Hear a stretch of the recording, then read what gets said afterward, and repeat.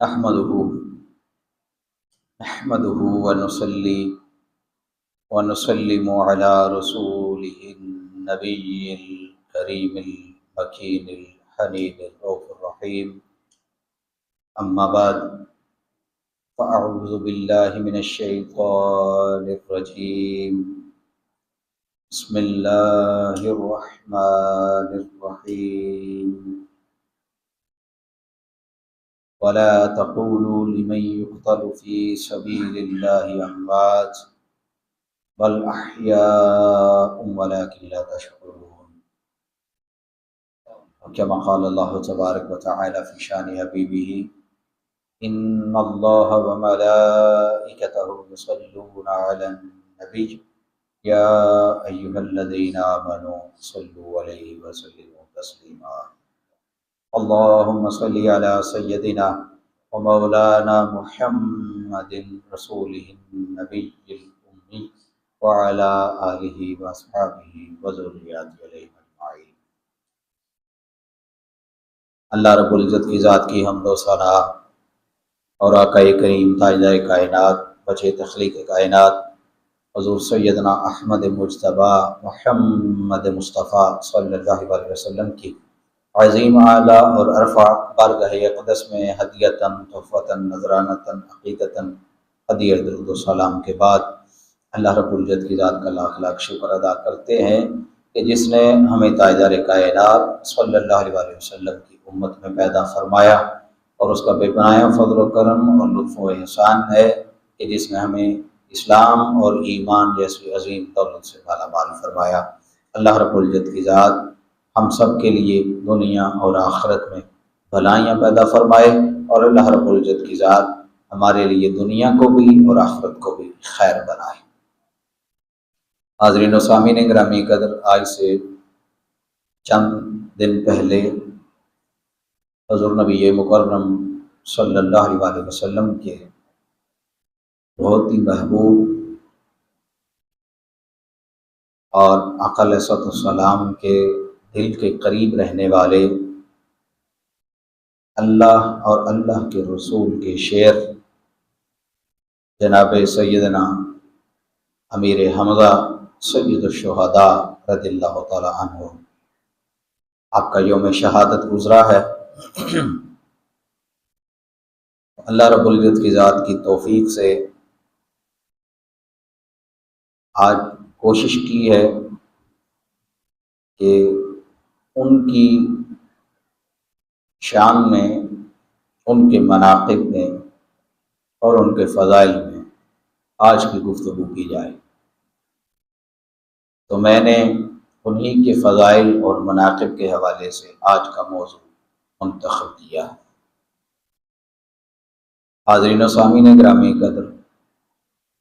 اللہ رب العزت کی ذات نے ارشاد فرمایا سورہ البقرہ اس کی آیت نمبر 154، فرمایا وَلَا تَقُولُوا لِمَن يُقْتَلُ فِي سَبِيلِ اللَّهِ أَمْوَاتٌ، اور جو لوگ اللہ کی راہ میں قتل کر دیے جائیں یا اللہ کی راہ میں مار دیے جائیں تو ان کو کبھی بھی مردہ نہ کہو، بلکہ بل احیاء ولکن لا تشعرون، ان کا حال یہ ہے کہ وہ زندہ ہیں، اور اللہ رب العزت کی ذات نے ان کو ایسی زندگی عطا کر رکھی ہے کہ جن کا عام انسان کو شعور نہیں ہے، وہ اللہ کی بارگاہ میں زندہ ہے۔ اور حضور سید الشہداء آقا کریم صلی اللہ علیہ وسلم کے عزیز چچا جان اور آقا علیہ السلام کے دل کے قریب رہنے والے، آقا علیہ السلام کی محبتوں کو سمیٹنے والے سید الشہداء حضرت امیر حمزہ رضی اللہ تعالی عنہ، آپ بھی چونکہ شہید ہیں اور آپ کو شہیدوں کا سردار ہونے کا لقب خود رسول اللہ صلی اللہ علیہ وسلم نے عطا فرمایا، تو آپ بزبان رسول مکرم صلی اللہ علیہ وسلم شہداء کے سردار ہیں، سید الشہداء ہیں۔ سید الشہداء حضرت امیر حمزہ رضی اللہ تعالیٰ عنہ بڑے بہادر شخص تھے، بڑے جری تھے۔ پھر سخاوت ایک خاص خصوصیت ہے اس خاندان کی اور اس خانوادہ کی۔ آپ بڑے سخی بھی تھے۔ پھر اس خانوادہ نبوت اور اس خاندان کا اخلاق وہ بڑا باکمال ہوتا ہے، تو آپ اخلاق کی بھی اعلیٰ سطح پر فائز تھے۔ پھر آپ کا جو قبیلہ تھا، قبیلہ قریش، اس قبیلہ قریش کے بہت ہی خوبصورت جوان تھے۔ پھر غیرت مند بھی تھے۔ تو یہ سارے جو صفات ہیں اللہ رب العزت کی ذات نے ان تمام صفات کے بلند مقام پر آپ کو فائز فرمایا تھا۔ یہ رسول مکرم صلی اللہ علیہ وسلم کے چچا بھی تھے۔ پھر رسول مکرم صلی اللہ علیہ وسلم کے رضائی بھائی بھی تھے، یعنی رسول اللہ صلی اللہ علیہ وسلم کو ابو لہب کی آزاد کردہ جو لونڈی اور غلام تھی سویبہ، جس نے رسول اللہ صلی اللہ علیہ وسلم کو دودھ پلایا، اس نے حضرت حمزہ کو بھی دودھ پلایا۔ تو یہ آقا علیہ الصلوۃ والسلام اور حضرت حمزہ یہ دونوں رضائی بھائی بھی تھے۔ پھر حضرت حمزہ رضی اللہ تعالیٰ عنہ ان کی جو والدہ ہیں وہ حضرت آمنہ سلام اللہ تعالی علیہا، جو آقا علیہ الصلوۃ والسلام کی والدہ ماجدہ ہیں۔ حضرت امیر حمزہ کی والدہ آقا علیہ السلام کی والدہ ماجدہ کی کزن تھی، چچا کی بیٹی تھی۔ تو یہ 13 رشتہ تھا آقا علیہ الصلوۃ والسلام کا اور حضرت امیر حمزہ کا، یعنی کہ چچا بھی تھے، رضائی بھائی بھی تھے، اور پھر اپنی والدہ کی نسبت سے کزن بھی تھے۔ تو یہ آقا علیہ الصلوۃ والسلام کے ساتھ ان کا ایک بڑا پختہ رشتہ تھا۔ جب آقا علیہ الصلوۃ والسلام نے اعلان نبوت فرمایا، بعض روایات میں آتا ہے کہ دوسرے سال اور بعض میں آتا ہے کہ 6 سال حضرت امیر حمزہ رضی اللہ تعالیٰ عنہ آپ بھی مشرف با اسلام ہوئے، اور آپ نے آقا علیہ الصلوۃ والسلام کا کلمہ پڑھا اور آقا علیہ السلام کی مدد و نصرت کی۔ ہوا ایسا کہ مطاف میں صحن کعبہ میں ابو جہل اور اس کے کچھ ساتھی رسول مکرم صلی اللہ علیہ وسلم کی شان میں کچھ نازیبہ کلمات کہہ رہے تھے۔ تو جب آپ کو پتہ چلا، آپ نے وہ کلمات سنے، تو آپ کو طیش آیا، غصہ آیا، کیونکہ غیرت مند نوجوان تھے، اور پھر آقا علیہ السلام سے محبت بھی بڑی تھی۔ ایک جائے کہ ابھی قبول اسلام نہیں کیا، لیکن محبت تو تھی، آپ کے بھائی کی نشانی تھے۔ تو جب وہ کلمات سنے، برداشت نہیں ہوئے، تو حضرت امیر حمزہ رضی اللہ تعالیٰ عنہ، آپ کے پاس وہ کمان تھی، تیر والی کمان، تو آپ وہی لے کے تو آپ نے اس کے سر پہ، ابو جہل کے سر پہ ماری، اس کا سر پھٹ گیا۔ خبردار، آج کے بعد میرے بھتیجے کی طرف اگر نظر بھی اٹھائی تو میں تیری جان لے لوں۔ اتنے بہادر تھے، اور اس کا سر کھول دیا۔ تو پھر ان کی عداوت اور دشمنی دیکھتے ہوئے پھر آقا علیہ السلام کی بارگاہ اقدس میں حاضر ہوئے اور عرض کی، یا رسول اللہ صلی اللہ علیہ وسلم، مجھے بھی اپنے دین کی دعوت دیں، مجھے بھی بتائیں اپنے دین کے متعلق، اور مجھے بھی کلمہ پڑھا لیں، اپنے دین میں شامل کر لیں۔ آقا علیہ السلام نے فرمایا، چچا سوچ لیں۔ کہ دشمن بڑے ہیں، دشمنی بڑی ہوگی، مخالفت بڑی ہوگی۔ تو حضرت امیر حمزہ رضی اللہ تعالیٰ عنہ انہیں عرض کی، یا رسول اللہ صلی اللہ علیہ وسلم، مجھے اس رب کی قسم ہے کہ جس نے آپ کو حق کے ساتھ نبی بنا کر مبعوث کیا ہے، اس کی عزت اور جلالت کی قسم کھا کر کہہ رہا ہوں، اے میرے بھتیجے، اگر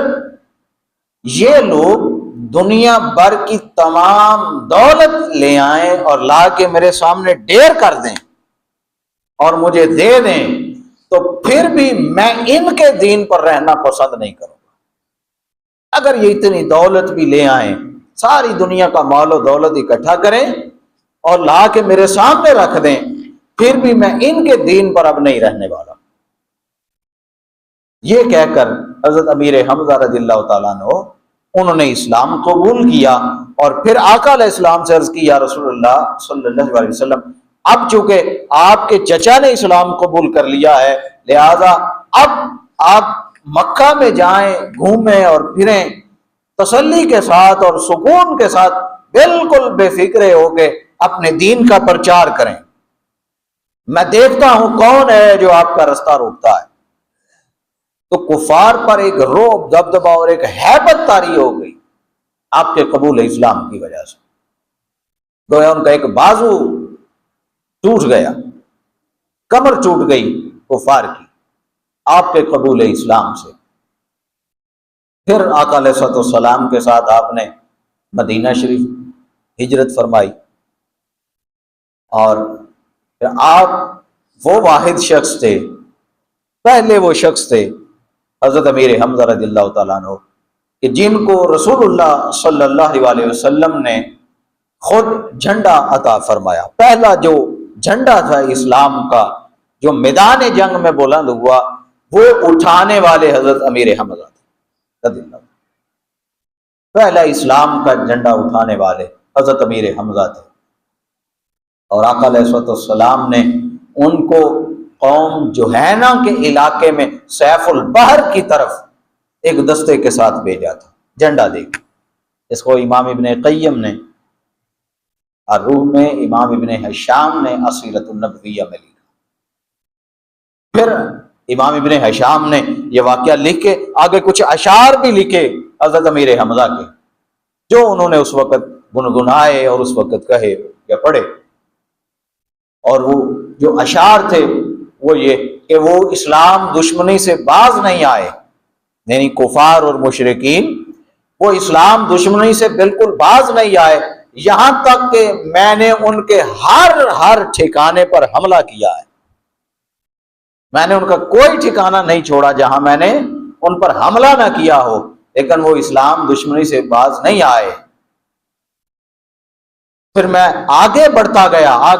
گیا ان کے ٹھکانوں پر حملے کرتا گیا، اور اس لیے کہ میرا مقصد صرف فضیلت کی راحت حاصل کرنا تھا، کہ اللہ رب العزت کی ذات مجھے راحت عطا کر دے اور اللہ رب العزت کی ذات مجھے فضیلت دے دے۔ یہ آپ کے اشعار تھے۔ پھر آپ نے خود بھی اس چیز کا تذکرہ فرمایا، اس کو امام سیوطی نے نقل کیا ہے کہ حضرت امیر حمزہ خود فرماتے ہیں کہ رسول اللہ صلی اللہ علیہ وسلم کے حکم پر اسلام کے لیے تلوار چلانے والا پہلا شخص میں تھا، اور جس نے کفار پر پہلا وار کیا وہ بھی میں تھا، اور جس کے سر پر اس دن یعنی جنگ والے دن جھنڈا تھا وہ بھی میں تھا، اور یہ جھنڈا مجھ سے پہلے رسول اللہ صلی اللہ علیہ وسلم نے کسی اور کو عطا نہیں کیا۔ یہ فضیلت تھی،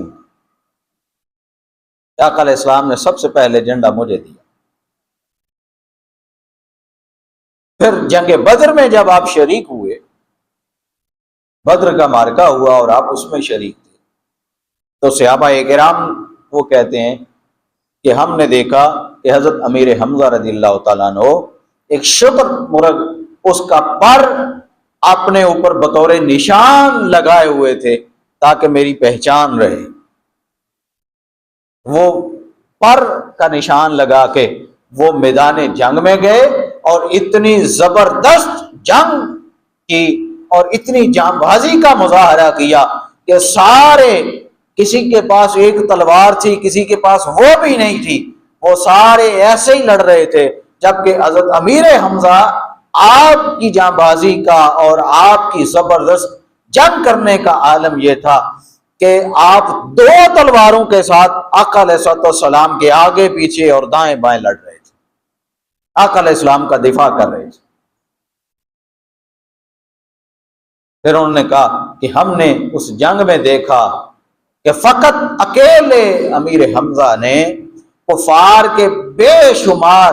جو بڑے جری جوان تھے اور ان کے سردار تھے، ہم نے اپنی آنکھوں سے دیکھا کہ امیر حمزہ نے یک لخت ان کو گاجر اور مولی کی طرح کاٹ دیا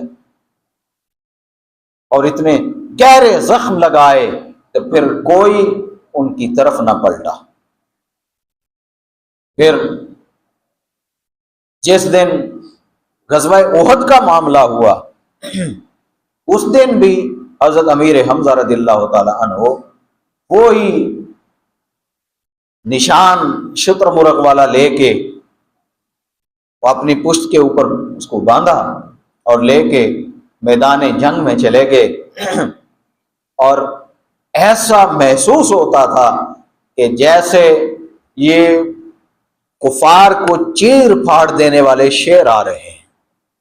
اتنے بہادر اور جری نظر آ رہے تھے، اور آپ کا جذبہ اتنا جوان تھا۔ حالانکہ اس وقت آپ کی عمر مبارک 50 برس سے زیادہ تھی، 50 سال سے زیادہ کی عمر تھی، لیکن جب میدان میں آئے تو اس وقت ایسا محسوس ہو رہا تھا کہ ان جیسا جوان اور ان جیسا بہادر اور کوئی نہیں، اتنی بہادری کے ساتھ آئے۔ پھر انہوں نے اپنی تلوار چلائی، اور ایسی تلوار چلائی کہ کوئی ان کے سامنے ٹھہر نہ سکتا تھا، کوئی ان کے سامنے رک نہ سکا۔ تنہا اکیلے حضرت امیر حمزہ رضی اللہ تعالیٰ عنہ، انہوں نے غزوہ احد میں 31 جو مشرکین تھے،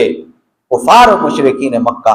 31 لوگوں کو تنہا حضرت امیر حمزہ نے قتل کیا۔ یہ ان کی بہادری تھی۔ پھر کہتے ہیں امام نووی، انہوں نے کہا کہ جب آپ جنگ لڑ رہے تھے اور گمسان کی جنگ جاری تھی، ہر طرف سے گھیرا پڑ گیا، تو لڑتے لڑتے آپ کا پاؤں پھسلا اور آپ نیچے گر گئے، آپ کی زرہ کھل گئی، اور جب آپ کی زرہ کھل گئی آپ نے بچاؤ کی کوشش کی،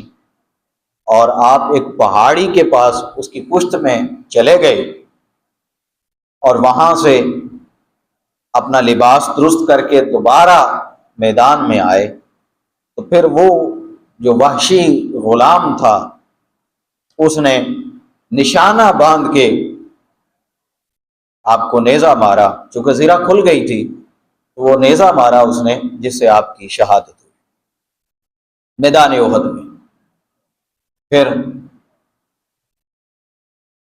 آسمان نے وہ منظر بھی دیکھا کہ جب وہی آقا علیہ السلام کی مدد اور نصرت کرنے والے عزیز ازجان چچا جب میدان احد میں شہید ہوئے، تو آقا علیہ السلام ان کی میت کو دیکھ کے، ان کے جسم کو دیکھ کے آقا علیہ السلام بڑے رنجیدہ ہوئے۔ کفار نے اپنے سرداروں کا بدلہ لینے کے لیے، اپنے نفس کی آگ کو ٹھنڈا کرنے کے لیے، حضرت امیر حمزہ رضی اللہ تعالیٰ عنہ آپ کے شکم مبارک، آپ کے پیٹ کو، آپ کے سینہ کو چاک کر دیا،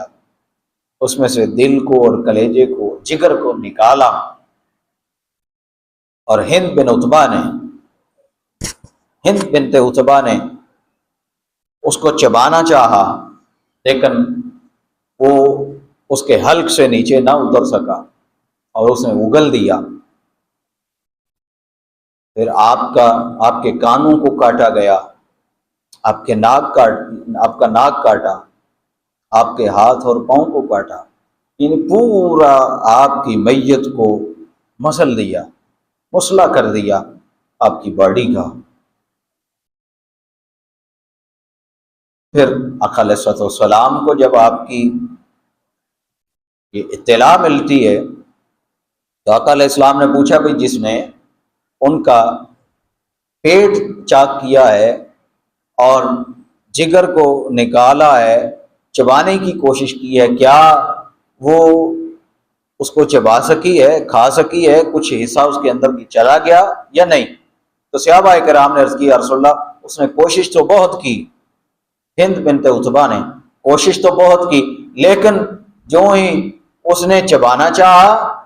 تو اللہ رب العزت کی ذات نے اس کے منہ سے واپس اگلوا دیا،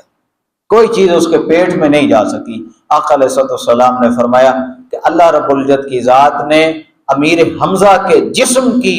اتنی عزت کی ہے اور اپنی بارگاہ میں اس کو اتنی عزت دے دی ہے کہ امیر حمزہ کے جسم کا کوئی ٹکڑا بھی کسی ایسے جسم کے اندر نہیں جانے دیا کہ جس نے آگ میں جانا ہو، یعنی امیر حمزہ کا کوئی ٹکڑا بھی آگ میں جلنے کے لیے کسی اور جسم میں داخل نہیں فرمایا۔ اس کو امام رازی نے اپنی تفسیر الکبیر میں لکھا، امام اصبہانی نے الترغیب والترہیب میں لکھا۔ پھر جب آقا علیہ السلام نے حضرت امیر حمزہ کے جسم کو دیکھا جن کا مسلح کیا گیا تھا تو یہ آقا علیہ السلام کے قلب اطہر پر بڑا تکلیف دہ گزرا، اور آقا علیہ السلام نے خود فرمایا کہ لوگوں آج سے پہلے مجھے کسی چیز کے بارے میں اتنی تکلیف نہیں دی گئی جتنی مجھے آج حمزہ کے بارے میں تکلیف دی گئی ہے۔ میں کبھی اتنا خود کو تکلیف والا محسوس نہیں کرتا، میرا دل کبھی اتنی تکلیف محسوس نہیں کرتا جتنی آج میرے دل کو تکلیف پہنچی ہے کہ میرے عزیز چچا جان کو ایک تو شہید کیا گیا اور پھر ان کی لاش کا مسلح کر دیا گیا، ان کے اعضاء کو کاٹ دیا گیا۔ آقا علیہ السلام کو بڑی تکلیف ہوئی۔ پھر آقا علیہ السلام نے فرمایا اے امیر حمزہ تمہارے جیسے شخص کے ساتھ ہمیں کبھی بھی تکلیف نہیں دی جائے گی،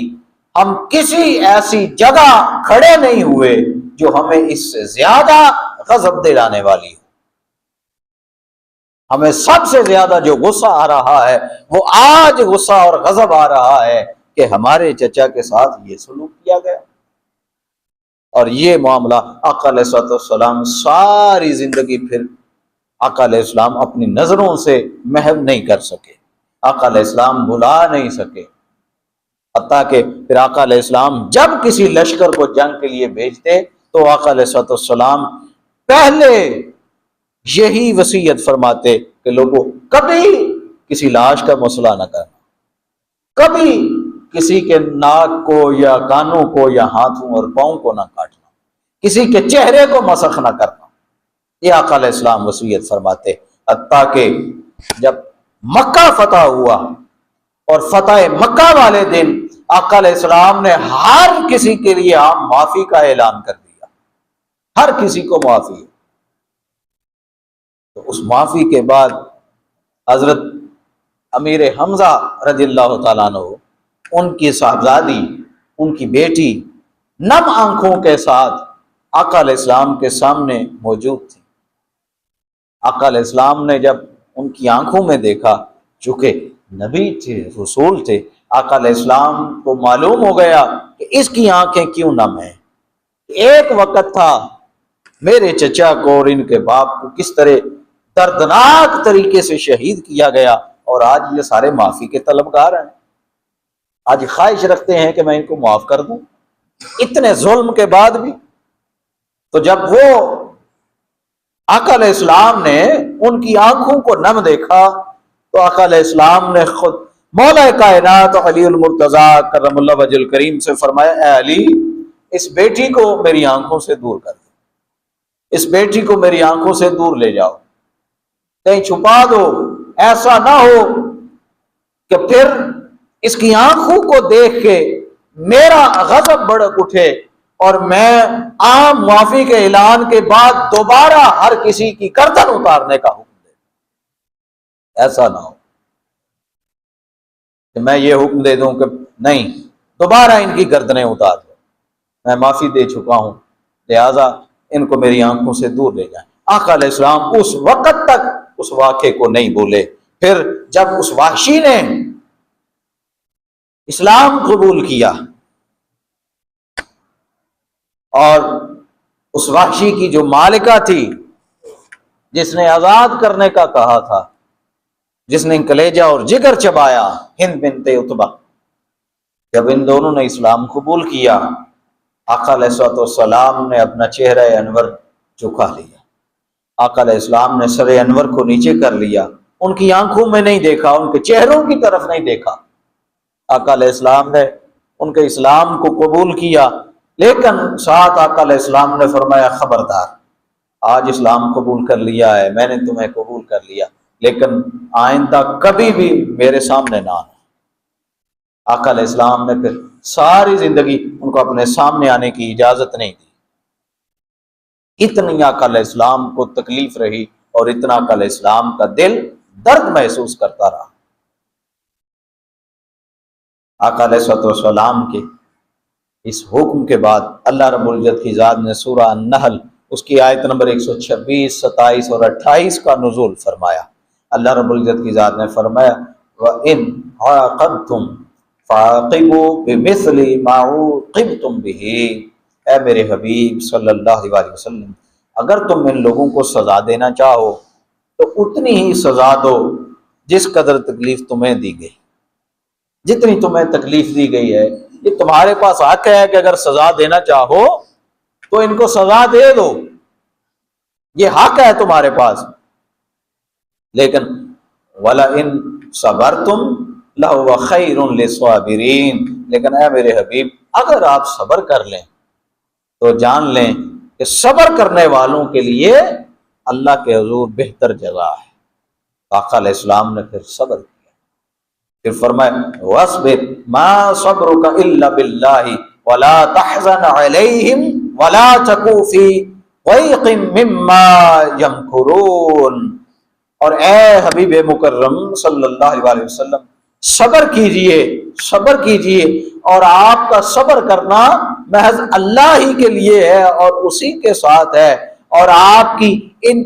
ان کی سرکشی پر اور ان کے معاملات پر رنجیدہ نہ ہوں، پریشان نہ ہوا کریں، آپ ان کی فریبکاریوں کی وجہ سے اپنے سینہ میں اور اپنے دل میں تنگی محسوس نہ کیا کریں۔ پھر فرمایا ان اللہ مع الذین اتقوا والذین هم محسنون، اے میرے حبیب بے شک اللہ ان لوگوں کو اپنی معیت خاص سے نوازتا ہے، اپنی خاص قربت عطا کرتا ہے، اپنی معیت عطا کر دیتا ہے جو صاحبان تقوی ہیں، جو تقوی اختیار کر لیتے ہیں ان کو اپنی معیت اور اپنی قربت دے دیتا ہے، اور جو صاحبان احسان ہوں، جو تقوی بھی اختیار کریں اور احسان کا معاملہ کریں، اللہ رب العزت کی ذات ان کو اپنی معیت اور قربت دے دیتا ہے۔ جب یہ آیات اتری آقا علیہ السلام نے برستی ہوئی آنکھوں سے عرض کی اے میرے باری تعالیٰ، اے میرے رب، جان لے کہ میں نے فقط تیری خاطر صبر کر لیا، میں نے تیری خاطر صبر کر لیا۔ تو آقا علیہ السلام نے پھر اس کا بدلہ نہیں لیا۔ اس کو امام نووی نے تہذیب الاسماء واللغات میں نقل کیا ہے۔ پھر آقا علیہ السلام نے خود فرمایا کہ اے میرے چچا، اللہ آپ پر اپنی رحمتوں کا نزول فرمائے، آپ پر اللہ کی رحمت ہر دم برستی رہے، کیونکہ جب تک آپ زندہ تھے عمل کرتے رہے، بہت نیک عمل کرتے رہے، جب کوئی بھی کام کرتے نیکی کا کام کرتے اور بہت صلہ رحمی کرنے والے تھے، اللہ کی ذات اسی کے طفیل آپ پر ہر وقت اپنی رحمتوں کا نزول فرمائے۔ پھر اسی طرح جب ان کے جسد اقدس کو قبلہ کی جانب رکھا اور ان کا منہ قبلہ کی طرف کیا اور ان کے جنازے کے سامنے کھڑے ہوئے تو اس شدت سے آقا علیہ الصلوۃ والسلام روئے، اتنی شدت سے روئے کہ صحابہ کرام بتاتے ہیں ہمیں محسوس ہوا کہ کہیں ایسا نہ ہو آقا علیہ السلام پر غشی طاری ہو جائے، آقا علیہ السلام کو غش آ جائے، ایسا نہ ہو جائے۔ اتنا آقا علیہ الصلوۃ والسلام رو رہے تھے، اور آقا علیہ السلام روتے ہوئے فرماتے جا رہے تھے، اے اللہ کے رسول کے چچا، اللہ اور اللہ کے رسول کے شیر، اے حمزہ، اے نیک کام کرنے والے، اے حمزہ مصیبتوں کو دور کرنے والے، اے حمزہ رسول کے دفاع کرنے والے، آج تو کہاں چلا گیا؟ آج کہاں چلے گئے؟ آج میری مدد اور نصرت کرنے والے آج مجھے چھوڑ کے چلے گئے۔ اس کو امام بہقی نے حیات الانبیاء میں لکھا۔ پھر یہ بھی فرمایا کہ ہمارے پاس جبرائیل امین خود تشریف لائے۔ آقا علیہ السلام نے فرمایا کہ جبرائیل امین خود تشریف لائے، اور جبرائیل امین نے آ کے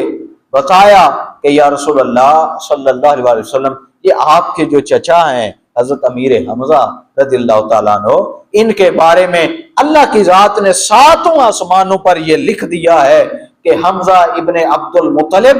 اللہ اور اللہ کے رسول کے شیر، یہ اسد اللہ اور اسد رسول اللہ ہے، اللہ اور اللہ کے شیر ہیں۔ یہ آپ کو فضیلت اللہ کی ذات نے عطا کی۔ پھر اسی طرح حضرت جابر بن عبداللہ رضی اللہ تعالیٰ عنہ مرفوعاً وہ روایت کرتے ہیں، یعنی آقا علیہ الصلوۃ والسلام کا فرمان وہ روایت کرتے ہیں کہ قیامت کے دن اللہ رب العزت کی ذات کی بارگاہ میں حضرت حمزہ ابن عبد المطلب شفاعت کرنے والوں کے سردار، آقا علیہ السلام نے فرمایا کہ وہ شفاعت کرنے والوں کے سردار ہوں گے اور ان کی شفاعت قبول کی جائے گی۔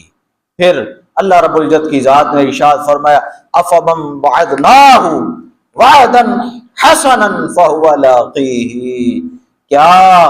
وہ شخص جس سے ہم نے آخرت کی ملاقات کا وعدہ کر لیا ہے، وہ کتنا اچھا وعدہ ہے، اور پھر جو اس وعدے کو پانے والا ہو جائے وہ کتنا اچھا ہے، وہ کتنا اچھا شخص ہے کہ جو اس وعدے کو پانے والا ہو جائے جو ہم نے اپنی ملاقات کا وعدہ کیا ہے۔ حضرت جابر بن عبداللہ کہتے ہیں یہ جو آیہ مبارکہ نازل ہوئی یہ حضرت امیر حمزہ رضی اللہ تعالیٰ عنہ کے بارے میں اتری کہ وہ جب تک زندہ رہے دنیا میں اللہ سے محبت کرتے رہے، اللہ کے لیے جنگ کرتے رہے، اللہ کے لیے سخاوت کرتے رہے، اور فقط رضائے الہی کے لیے اللہ کے رسول کی مدد اور نصرت کرتے رہے، اور ہر وقت اللہ رب العزت کی ذات سے ملاقات کے منتظر تھے، تو اس کے بارے میں اللہ کی ذات نے فرمایا کہ یہ وہ شخص ہیں کہ جو اللہ سے ملاقات کے منتظر رہتے ہیں، اور اللہ کی ذات نے وعدہ بھی فرمایا ہے، تو پھر یہ کتنے اچھے شخص ہیں جو اللہ کی ملاقات کے لیے آ گئے۔ پھر اللہ کی ذات نے ارشاد فرمایا یا ایتھا النفس المطمئنہ ارجعی الی ربک راضیۃ مرضیہ، اے اطمینان پا جانے والے نفس، اے نفس مطمئنہ، تو اپنے رب کی طرف پلٹا، لوٹا اپنے رب کی طرف، اور اس حال میں پلٹ کے آ کہ تو اللہ سے راضی ہو جا اور اللہ تجھ سے راضی ہو جائے، اس طرح تو پلٹ کے میری بارگاہ کی طرف آ جا۔ حضرت جابر بن عبداللہ کہتے ہیں کہ ان 2 آیات مبارکہ کا جو نزول ہوا وہ بھی حضرت امیر حمزہ کی شان میں اتری، یہ بھی ان کی شان میں اتری ہیں کہ اللہ کی ذات نے ان کو پکارا ہے کہ اے نفس مطمئنہ تو میری طرف آ جا، اور میں تجھ سے راضی ہوں تو مجھ سے راضی ہے۔ اس کو امام ذہبی نے سیر اعلام النبلاء میں اور امام صالحی نے سبل الہدی والرشاد میں ذکر کیا ہے۔ پھر جب حضرت امیر حمزہ رضی اللہ تعالیٰ عنہ آپ کو کفن دینے کا وقت آیا تو صحابہ کرام، اس کو امام ابو داؤد نے اپنی سنن میں بھی لکھا ہے، صحابہ کرام وہ بتاتے ہیں کہ آقا علیہ السلام جب چادر ان کے اوپر ڈالتے تو اگر ان کا سر ڈانپتے تو ان کے پاؤں ننگے ہو جاتے، اور اگر ان کے پاؤں ڈانپتے تو حضرت امیر حمزہ کا سر ننگا ہو جاتا، یعنی وہ کفن کی جو چادر تھی وہ بھی پوری نہیں تھی۔ پھر ہوا یہ، آقا علیہ الصلوۃ والسلام نے ان کے سر کو ڈھانپ دیا اور چادر ان کے سر پر پھیلا دی، اور آپ کے جو پاؤں تھے ان کو خوشبودار جو گھاس تھی اس وقت ازخر، اس ازخر گھاس کو آپ کے قدموں پر ڈال دیا، آپ کے پاؤں اس گھاس کے ساتھ ڈھانپے اور آپ کا سر جو ہے وہ چادر کے ساتھ ڈھانپ دیا۔ اور نبی کریم صلی اللہ علیہ وسلم کو اتنا غم تھا، اتنے رنجیدہ تھے کہ آقا علیہ الصلوۃ والسلام ان کی نماز جنازہ پڑھانے کے لیے کھڑے ہوئے، لیکن آقا علیہ الصلوۃ والسلام اس کیفیت کی وجہ سے اور دل کی رنجیدگی کی وجہ سے اور رونے کی وجہ سے آقا علیہ السلام ان کی نماز جنازہ نہ پڑھا سکے، آقا علیہ السلام جنازہ نہ پڑھا سکے۔ اور آقا علیہ الصلوۃ والسلام نے تمام شہدائے احد کو بغیر جنازہ کے اور بغیر غسل کے آقا علیہ السلام نے فرمایا ان کو دفن کر دو، یہ قیامت والے دن اسی طرح اسی خون کے ساتھ اللہ کی بارگاہ میں اٹھائے جائیں گے، اسی طرح اٹھائے جائیں گے۔ آقا علیہ السلام نے پھر بعد ازاں جب آقا علیہ السلام کا وقت قریب تھا تو اس وقت پھر آقا علیہ الصلوۃ والسلام تشریف لائے احد میں، میدان احد میں، اور پھر اس وقت آقا علیہ الصلوۃ والسلام نے تمام شہدائے احد پر نماز پڑھی، اور صحابہ کرام بتاتے ہیں کہ ایسے نماز پڑھی جیسے حاضر میت پر جنازہ پڑھا جاتا ہے، اس طرح آقا علیہ السلام نے اس وقت پھر وہ نماز جنازہ ان کے اوپر پڑھی۔ اور ایک ٹیلے کے اوپر، میدان احد میں ایک ٹیلا تھا بلند، اس کے اوپر حضرت امیر حمزہ رضی اللہ تعالیٰ عنہ کو دفن کیا گیا۔ یہ آقا علیہ الصلوۃ والسلام کے چچا سے۔ آج حال یہ ہے کہ وہ جن کو اتنی دردناک شہادت ملی، اتنے دردناک طریقے سے ان کو شہید کیا گیا، ان کے جسم کو چیرا گیا، ان کے دل کو، ان کے جگر کو نکالا گیا، چبانے کی کوشش کی گئی۔ آج ہمارے کچھ نام نہاد مفتیان ہیں، وہ اس واقعے کو غلط مبحث کرنا چاہتے ہیں اور چاہتے ہیں کہ یہ واقعہ امت کے ذہنوں سے اتر جائے۔ آج وہ چاہتے ہیں کہ ان کا دفاع کیا جائے، ان کو پاک اور صاف کر لیا جائے کہ جنہوں نے یہ کام کیا ہے، ان کے کھاتے سے اس کو نکال دیا جائے کہ یہ واقعہ سرے سے ہوا ہی نہیں، کسی نے کلیجہ چبایا ہی نہیں۔ لیکن یہ جو محدثین ہمارے اوپر احسان کر گئے ہیں، ہمیں ہر چیز کھول کھول کر بیان کر کے بتا گئے ہیں، یہ ان کا پیچھا نہیں چھوڑے گی۔ آپ اپنے آباء و اجداد کا دفاع کریں، ہم آقا علیہ الصلوۃ والسلام کی اہل بیت کا اور آقا علیہ السلام کی اقربا کا، ان کا دفاع کرتے رہیں گے اور ان کی محبت کا دم بھرتے رہیں گے۔ پھر جب آقا علیہ الصلوۃ والسلام مدینہ واپس تشریف لائے تو تمام جو انصار خواتین تھیں، مدینہ کی خواتین، انہوں نے اپنے شہیدوں کو دیکھا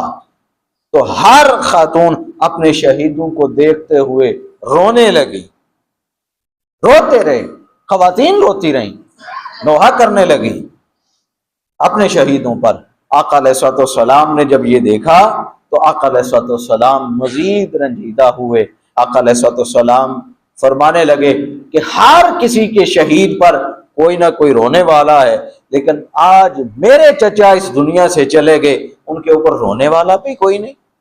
میرے چچا کا نوحہ کرنے والا بھی کوئی نہیں۔ آقا علیہ الصلوۃ والسلام کی جب یہ بات سنی تو ہر مدینہ کی خاتون